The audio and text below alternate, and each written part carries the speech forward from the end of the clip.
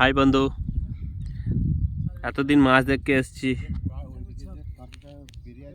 জল দেখতে একদম স্মুথ, কিন্তু এই জলের ভেতরে না বড় বড় খাঁচা আছে। ওই খাঁচার মধ্যে যখন জাল লেগে যায় না, তখন এই অবস্থা হয়। জালকে ছিঁড়ে খুঁড়ে তুলতে হয়। এখানে কমসে কম 30 থেকে 40 ফুট জল আছে।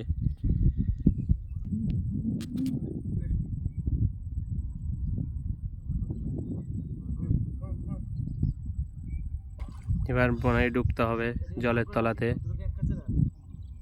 জালটা ঠিক আসছে না।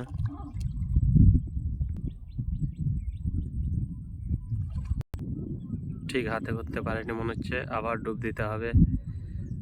জালটা ঠিক আসছে না মনে হচ্ছে, ছিঁড়ে ফিরে বার করে নিতে হবে। দেখা যাক কি হয়।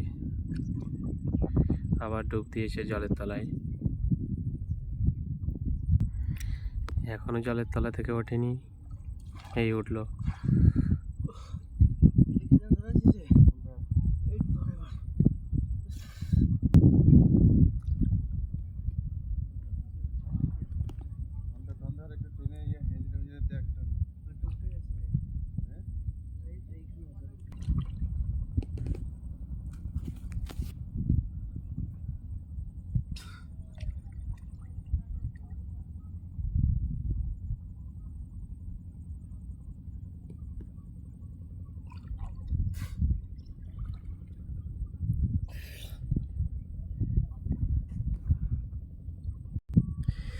এইখান থেকে জাল আদায় করা মানে খুবই কঠিন।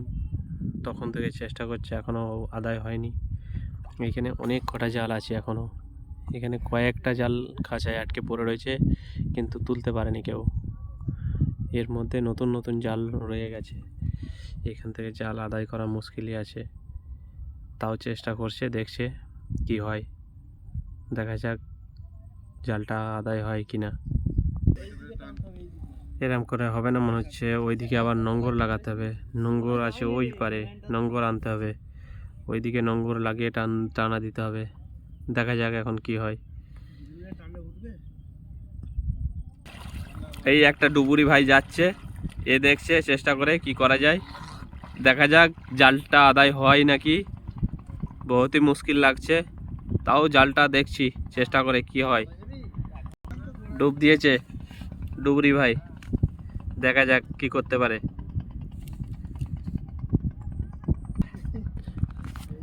কত জাল আছে রে?